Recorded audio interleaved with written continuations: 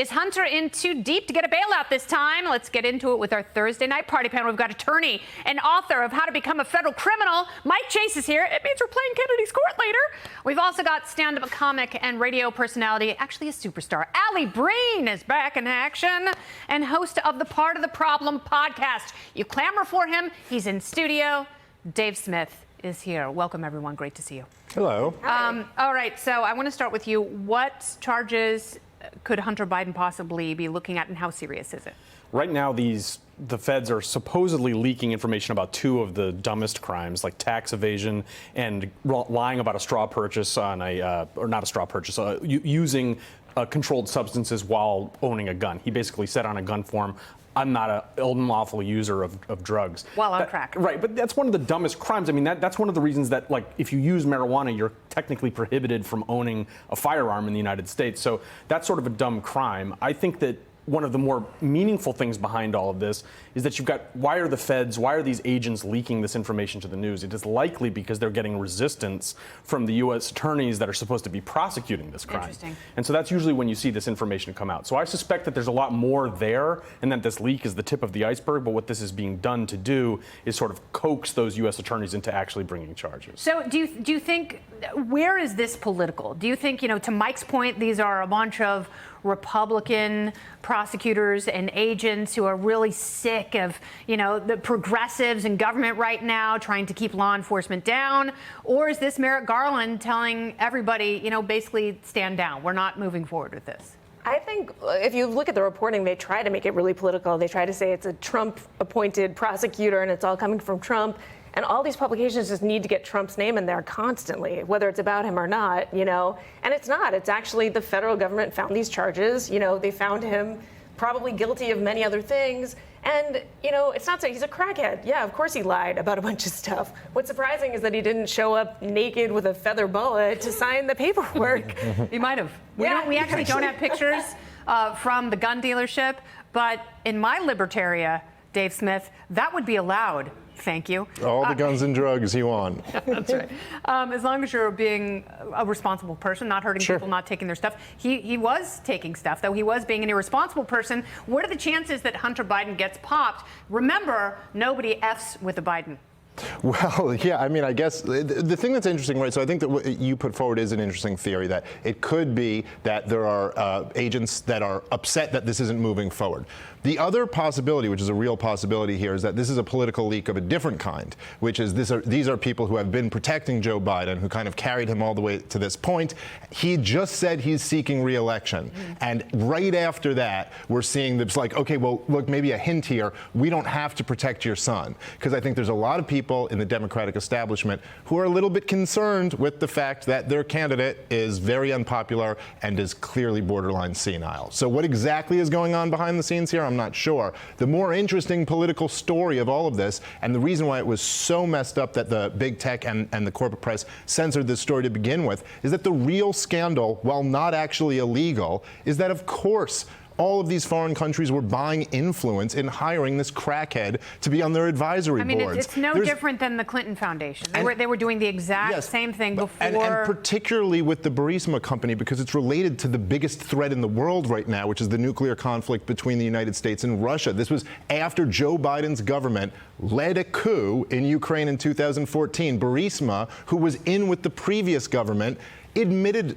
through their actions what they were doing. Why didn't they just go bribe the new Ukrainian government? They went right to the source, the United States of America. That's why Russia takes it as an attack from America when they're fighting Ukraine, and that's why even Zelensky is on TV saying, "Hey, America, bomb these guys." Up because we don't talk enough about the fact that Hunter Biden was involved not only with Ukraine, but energy. And that's what this war is about.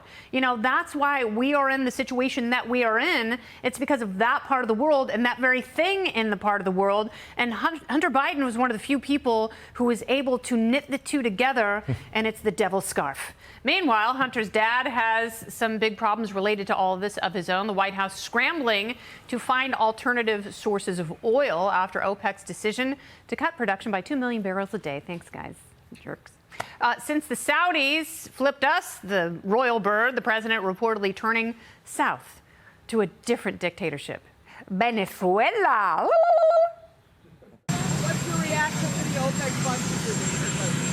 Disappointment, and we're looking at what alternatives we may have. There's a lot of alternatives. We haven't made up our mind yet.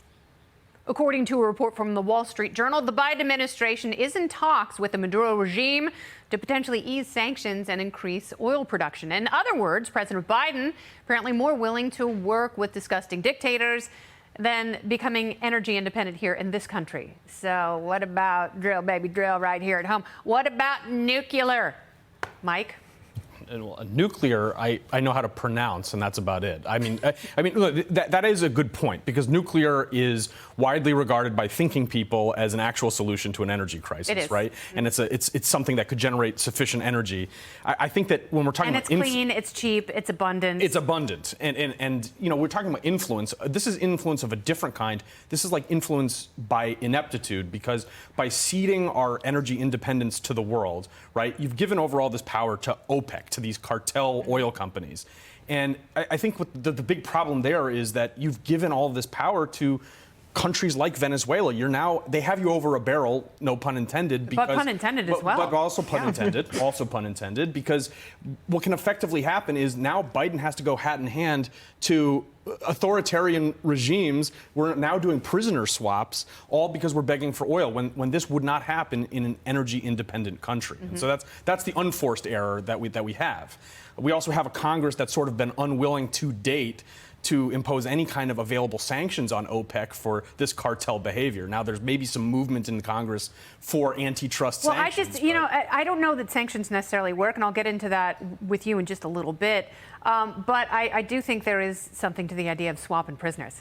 I think that's really hot. But why, if we do need a ramp in order to have completely clean technologies, why not build that ramp here? That's the thing I don't understand. Why not get the government out of the way so energy companies in this country can innovate and come up with new ways of finding what we need right now? Yeah, that's what needs to happen. I mean, Biden won't address that it's his policies that have created this situation. He wants to play the blame game.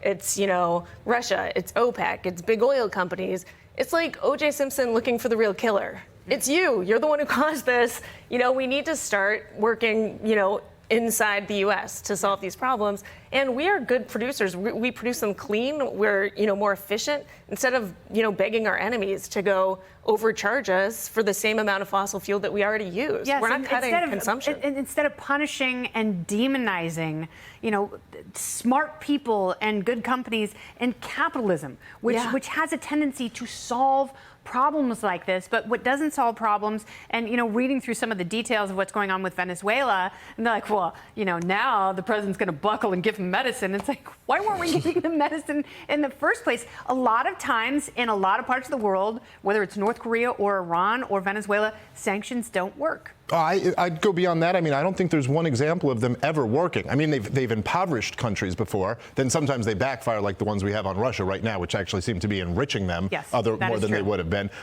But the stated purpose of sanctions is always that we will put so much pressure on the people that they will then overthrow that regime. I don't think there's one example of that ever actually working. Look at Cuba, look at North Korea, look at Iran, all the countries we have these serious sanctions against. That never happens. Look, we've helped the Saudis for 8 years fight a war of genocide against the innocent people of Yemen, hundreds of thousands of people dead, and what do we get for it? Yeah, those are our weapon systems. What do we get for it? Nothing. But really, if you think about it, it's an unfair ask. This was one of the stated grievances of Osama bin Laden, actually, if you remember. It was like killing innocent Muslims, the bases in the Arabian Peninsula, propping up Israel, and then the other one was that we demand that they artificially reduce the price of oil to help our economy at their expense. I mean, why do we have a right to do that? This whole thing is stupid. There's no, and to all the points you guys were making before. Look, I'll go even further and say this whole climate change extremism is stupid. It's not a real problem. And you know what? If you don't get China and India on board, it's none of it's a solution. Meaningless. And they're not on board. So it has absolutely no impact on global temperatures over the next 100 years. It's like, if we just produce energy here and not just nuclear, it's like we should trying get to get pregnant with a vibrator. This is right. It's not happening. This is all a very good analogy that